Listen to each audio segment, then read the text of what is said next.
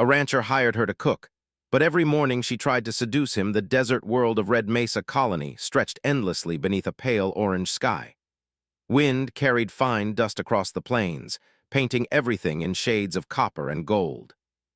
Far from the busy city domes, ranchers lived alone on wide land, raising genetically engineered livestock that could survive harsh storms and thin air. Among them was a man named Daniel Hale, a quiet rancher known for working harder than he spoke. Daniel preferred silence. His ranch sat at the edge of a rocky valley where the land dipped into a basin full of hardy grass engineered for alien soil. Every morning he woke before sunrise, checked the fences, inspected the animals, and brewed strong coffee while the sun climbed slowly over the horizon. He had once worked with others, but over the years most helpers left. Some could not handle the isolation. Others chased easier jobs in the cities. Recently, 2 workers quit after a mechanical stampede destroyed half the storage barn. Since then, Daniel handled everything alone. He posted a simple hiring message on the colony network. Cook needed, basic ranch duties, quiet environment. He did not expect many responses. 3 days later, a small transport shuttle landed near the main yard, kicking up dust. Daniel watched from the porch, arms crossed. The ramp lowered slowly, and a woman stepped down carrying a single bag. She looked out of place. Her clothes were practical but unusually neat for a frontier worker. Her posture was straight, almost graceful, and her eyes moved quickly, observing every detail around her. She smiled gently when she saw him. "I saw your message," she said. "You need a cook." Her voice sounded calm, confident, but also curious, as if she found the ranch interesting rather than intimidating. Daniel nodded once. "You know how to cook?" "Yes," she replied. "And I learned quickly." That answer was strange, but he needed help. He asked basic questions about experience, travel permits, and payment. She answered without hesitation, though sometimes she paused slightly before responding, as if choosing words carefully. Her name was Lyra. Daniel offered her the job with clear rules. Work comes first, no trouble, respect the land. She agreed easily, almost too easily, and followed him toward the house. The ranch house was simple, metal walls reinforced against storms, wide windows facing the valley, and a kitchen that had not seen proper cooking in months. Tools cluttered the counters, and nutrient packs filled most cabinets. Lyra looked around with interest. She ran her fingers along the counter and smiled softly. "You do not cook much." "I eat," Daniel said. "That's enough." She laughed quietly, and something about that laugh made the house feel less empty. The first evening passed calmly. She prepared a real meal using stored ingredients, turning simple supplies into something warm and flavorful. Daniel ate slowly, surprised by how good it tasted. He thanked her once briefly, then returned to reviewing data on livestock movement. The next morning began differently. Daniel entered the kitchen expecting coffee waiting as usual. Instead, he found Lyra leaning against the counter, watching him with a playful expression. She greeted him with unusual enthusiasm, stepping closer than most strangers would. "Good morning," she said softly. "Did you sleep well?" He nodded, slightly uncomfortable. She moved closer again, brushing past him as she reached for cups. The movement felt intentional, though she showed no embarrassment. Daniel stepped aside. "Just coffee," he said. She tilted her head, studying his reaction carefully. Over the next few days, similar moments happened again and again. Lyra did her work well, meals improved, supplies organized, and the house felt alive again, but each morning she tested his boundaries. Sometimes she complimented him openly. Other times she stood too near, smiling as if expecting a certain reaction. Daniel ignored it. He assumed she had a different social style or misunderstood frontier customs. He focused on work. Yet strange things began happening around the ranch. One morning, he discovered a broken irrigation system functioning perfectly again. Another day, a stubborn animal that usually resisted everyone allowed Lyra to approach calmly. Electronic scanners reset themselves without manual repair. When he asked her about it, she simply smiled and said she liked solving problems. At night, he sometimes noticed faint lights near her room, like small stars glowing briefly through the door before fading. Daniel grew suspicious but said nothing. A week passed. Dust storms rolled across the valley, painting the sky red. During one storm, power systems flickered. Daniel rushed outside to secure equipment, fighting strong winds.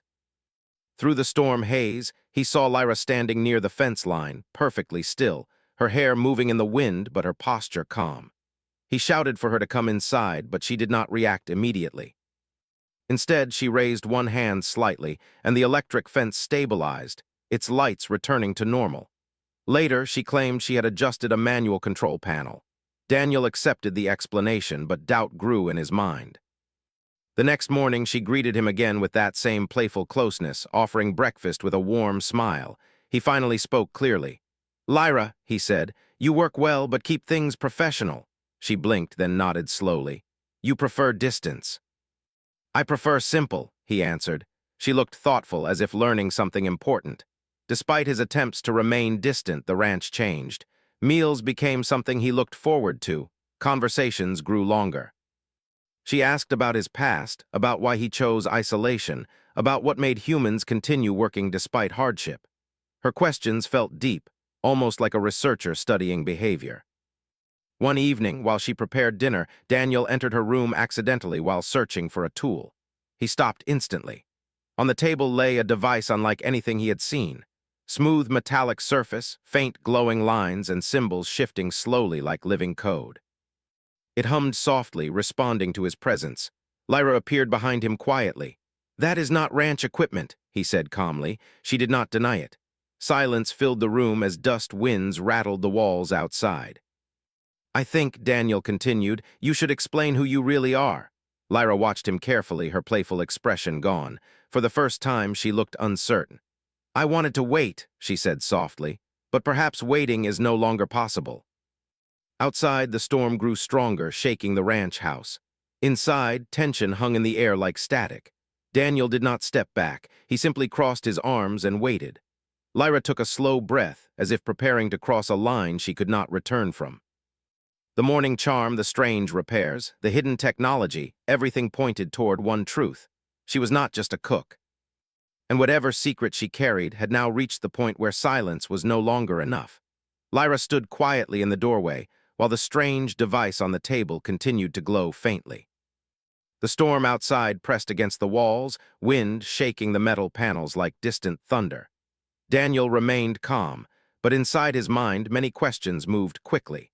He had seen enough strange things on frontier worlds to know that not everything could be explained easily. Still, this felt different. The ranch had always been simple work, survival, routine. Now something larger had entered his life. "You said you would explain," he said finally. Lyra nodded slowly. She walked past him and gently touched the device. The light faded and the humming stopped. "I am not fully human," she said. Daniel did not react immediately. He simply listened. "My species travels among different colonies," she continued. "We study emotional behavior. Human frontier settlements are unique. Individuals here form strong bonds with land, animals, and each other. That is rare in many advanced societies." "You're studying me," Daniel said. "Yes," she answered honestly. "But not only you, the environment, the choices people make when they are alone." Daniel exhaled slowly. He was not angry, but he did not like being watched without knowing. "And the mornings?" he asked. "The way you act?" Lyra looked slightly embarrassed, though she did not avoid the question. "Those were part of my interaction protocols. My people believe closeness reveals true emotional responses." Daniel rubbed his chin thoughtfully. "Well, your protocols are confusing." She gave a small smile. "I am learning that." Silence returned briefly. Outside, the storm began to calm, wind fading into distant whispers. "You can stay," Daniel said at last, "but no more secrets." Her eyes softened with relief. "Agreed." The days that followed changed the rhythm of the ranch. Now that her secret was known, Lyra behaved differently. She still showed curiosity, but her movements felt less calculated. Instead of testing him with playful gestures every morning, she began asking direct questions about human habits. "Why do you wake before sunrise when machines could do much of this work?" she asked one morning while walking beside him across the fields. "Because machines fail," Daniel replied, "and because I like seeing the sun rise." She considered that answer carefully, as if storing it in memory. Working together became easier. Lyra learned quickly, adapting to ranch life with surprising skill. She repaired tools using advanced techniques but explained them openly now. Daniel taught her how to read animal behavior, how to judge weather patterns by cloud color, and how patience mattered more than speed. Slowly, their conversations became natural. but tension grew beneath the surface. One evening, Daniel noticed Lyra standing on a hill overlooking the valley, staring toward the horizon. Her posture looked tense, almost worried. "Something wrong?" he asked. She hesitated before answering. "I believe I may have been followed." Daniel's eyes narrowed. "By who?" "My people or others interested in my research." He did not ask more questions then, but he increased security around the ranch. Sensors were reset, drones activated, and older defensive systems powered up again. 2 nights later, alarms sounded. Daniel woke instantly and grabbed his coat. Outside, mechanical shapes moved near the fence line, small metallic creatures moving quickly across the ground. They cut through barriers with precise movements, heading toward the main house. "Inside!" he shouted to Lyra. She ran beside him, but instead of hiding, she activated a small device on her wrist. A faint energy field formed briefly, pushing one of the machines backward. Daniel grabbed a plasma rifle stored near the door. He fired carefully, disabling another machine. Sparks filled the air, mixing with dust under the moonlight. The attack was quick but intense. Within minutes, the remaining machines retreated, disappearing into the darkness beyond the ranch. Silence returned, broken only by Daniel's steady breathing. "They were not random," Lyra said quietly. "They were searching for me." Daniel lowered the rifle slowly. "You brought trouble to my ranch." "Yes," she admitted softly. "I did not expect them to locate me so quickly." Despite the danger, Daniel felt less angry than he thought he would.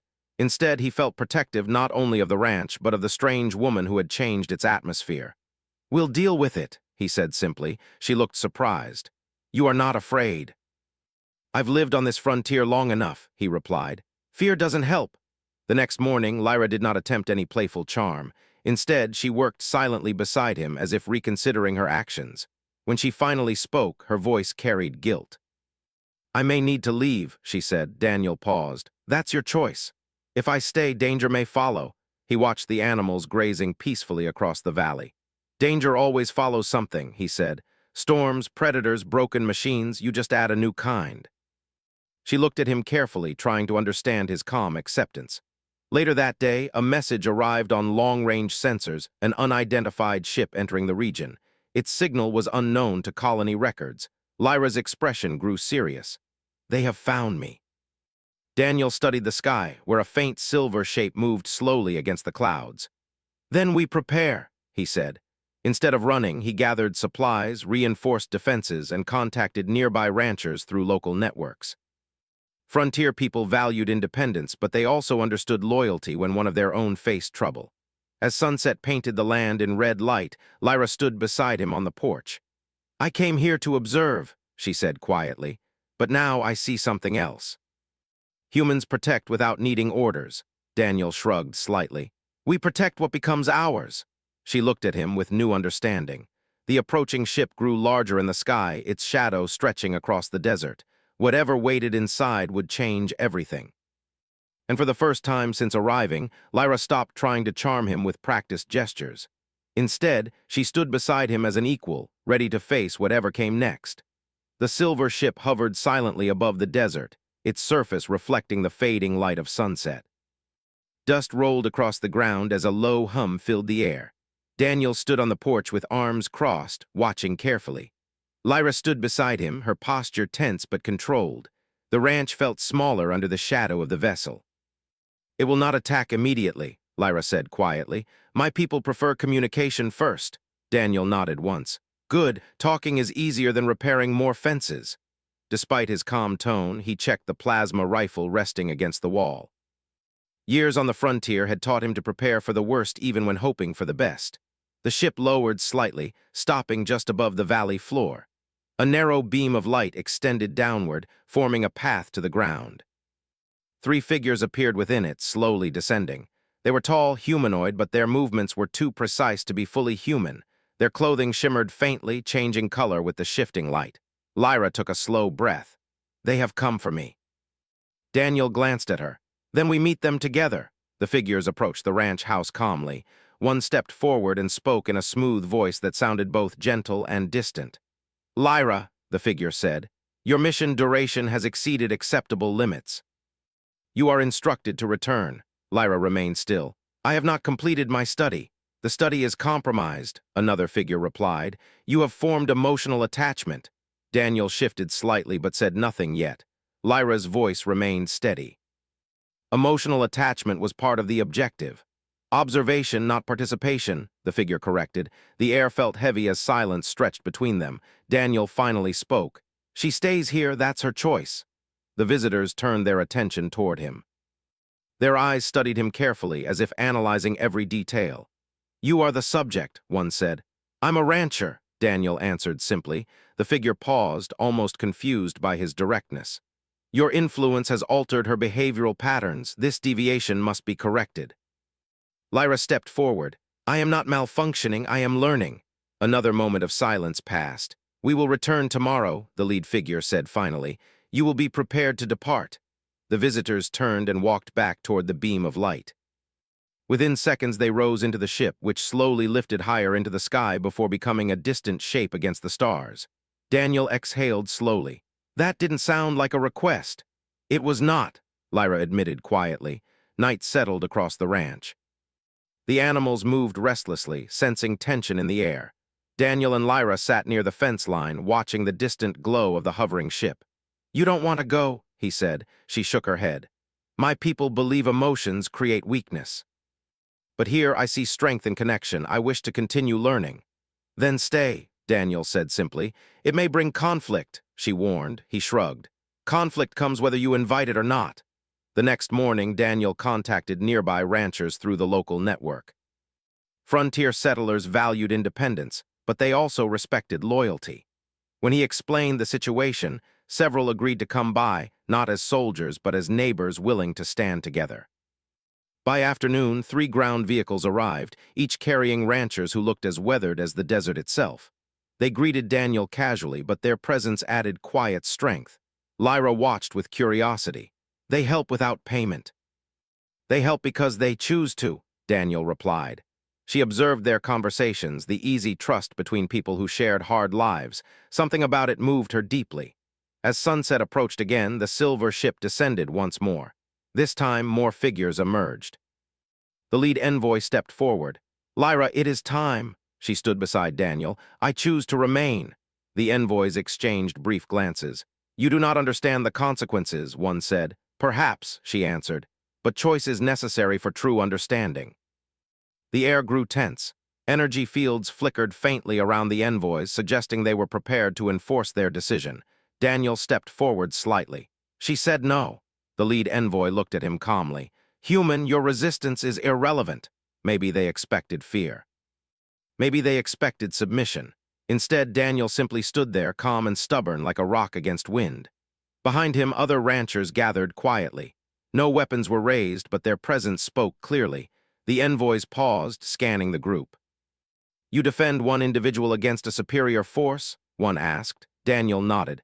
That's how neighbors work. Lyra felt something shift inside her. Her species studied emotion from a distance, measuring it like data. But standing there among humans who chose loyalty without obligation, she understood something deeper. The envoys lowered their energy fields slightly. Your actions create instability, the lead envoy said, but they also provide valuable insight. Negotiation replaced confrontation. They spoke for a long time as night fell, discussing autonomy, cultural differences, and the nature of choice. The envoys seemed unsettled by the strength of human independence. Finally, they stepped back. We will reconsider, the lead envoy said. Observation will continue. The ship rose slowly into the sky again, leaving the ranch quiet under starlight. Lyra exhaled deeply, relief mixing with uncertainty. They did not take you, Daniel said. Not yet, she replied softly. The ranchers began leaving, offering simple goodbyes before returning to their own lands. When silence returned, Lyra turned toward Daniel. You protected me, she said. He shrugged. You're part of the ranch now. For the first time since arriving, her smile looked completely genuine, free of calculated charm. The morning attempts to seduce him were gone, replaced by something deeper, trust. As they watched the stars together, both understood that the real challenge was not over. But something had changed between them. They were no longer observer and subject. They were partners facing an uncertain future together. The desert returned to quiet after the silver ship disappeared into the sky, but the feeling of change remained. Daniel continued his routine the next morning, waking before sunrise and stepping outside with a cup of coffee in his hand. The horizon glowed with soft orange light, and the wind moved gently across the fields. Lyra joined him silently. She stood beside him without speaking, watching the sunrise as if seeing it differently now. "They will come back," she said softly. Daniel nodded. "Probably." He did not sound worried. Life on the frontier meant accepting uncertainty. Storms returned, machines broke, and sometimes strangers arrived with complicated problems. You dealt with what came and moved forward. For the next few days, the ranch felt peaceful again. Lyra worked alongside him, repairing fences, cooking meals, and learning more about human habits. The playful attempts to charm him every morning were gone. Instead, her smiles felt natural, her movements relaxed. She asked fewer questions about emotions and instead experienced them directly. When they laughed at something small, she did not analyze it, she simply laughed. One evening, they sat near the barn while the animals settled for the night. "I used to believe emotions were unpredictable errors," she said, "but now I think they are direction, they guide decisions." Daniel nodded slowly. Sometimes they make things messy too," she smiled at that. Days passed without incident, and Daniel began to believe the envoys might not return soon. But one morning, long-range sensors activated again. The silver ship was back. It descended slowly, more carefully this time. Instead of landing aggressively, it hovered at a respectful distance from the ranch. Lyra stood still, watching. "They have decided something," she said. Daniel checked the perimeter but did not call neighbors this time. The situation felt different. The ship's energy signals were calm, almost neutral. 3 envoys descended again, including the one who had spoken before. Their movements seemed less rigid now. "Lyra," the lead envoy said, "we have completed our analysis." She waited silently. "You have demonstrated behavioral evolution beyond expected parameters. Your attachment to this environment provides valuable insight into emotional integration." Daniel crossed his arms. "That sounds like you're saying she can stay." The envoy turned toward him. "Your interpretation is correct."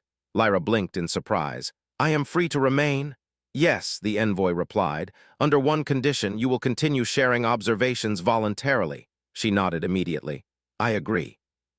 The envoys looked around the ranch, observing the fields, the animals, and the simple life surrounding them. "Your people possess a unique resilience," one said quietly. "You create meaning in isolation." Daniel shrugged slightly. "We just live." The envoys exchanged a glance as if that simple answer held deeper meaning than any data report. Before leaving, the lead envoy turned toward Daniel again. "Your influence has changed her significantly." Daniel lifted an eyebrow. "She changed this place too." The envoy seemed to consider that carefully. The beam of light lifted them back into the ship, which slowly rose into the sky once more. This time, the departure felt final, not like a threat, but like a closing chapter. Lyra watched until the ship disappeared among the stars. "It is strange," she said quietly. "I expected relief, instead I feel something else." "Maybe responsibility," Daniel suggested. "Perhaps," she said. Life returned to normal, but it was not the same as before. The ranch felt warmer, more alive. Lyra added small improvements using her advanced knowledge, but always asked Daniel first. Together, they expanded the garden, improved irrigation, and built new shelters for the animals. Word spread among nearby settlers about the unusual ranch where a human and an alien worked side by side. Visitors arrived occasionally, curious but respectful. Some brought supplies. Others simply wanted conversation. The ranch slowly transformed into a meeting place where humans and off-world travelers could share knowledge. One morning, as the sun rose, Lyra prepared breakfast while Daniel finished checking equipment outside. When he entered the kitchen, she greeted him with a gentle smile. "Good morning," she said. The tone was soft, warm, and completely genuine. Daniel noticed how different it felt from the early days when her behavior followed some strange protocol. "You're not trying to charm me anymore?" he asked lightly. She laughed quietly. "I no longer need protocols, I prefer honesty." She placed a cup of coffee in front of him and sat across the table. Silence filled the room, but it felt comfortable rather than awkward. "Do you regret staying?" he asked. "No," she answered immediately. "For the first time, I feel like I am not observing life from outside. I am part of it." Daniel nodded slowly. Outside, the wind moved across the fields, carrying the smell of dry earth and growing grass. The animals moved calmly, and distant mountains glowed under sunlight. The ranch had always been a place of survival, but now it also felt like a place of connection. Lyra stood and walked toward the door, pausing beside him briefly. She did not lean too close or try to provoke a reaction. Instead, she simply touched his shoulder lightly, a gesture of trust rather than strategy. "We should check the north fence," she said. Daniel smiled faintly. "Let's go." They stepped outside together, walking toward the open land. The future remained uncertain. New visitors might arrive, new challenges might come, but neither of them faced it alone anymore. The rancher who once lived in quiet isolation now shared his world with someone who had crossed stars to understand humanity. And the woman who once studied emotions as distant data had discovered something far more powerful: belonging. Under the wide sky of Red Mesa Colony, the ranch stood strong, not just as a place of work, but as proof that even across galaxies, connection could grow where least expected.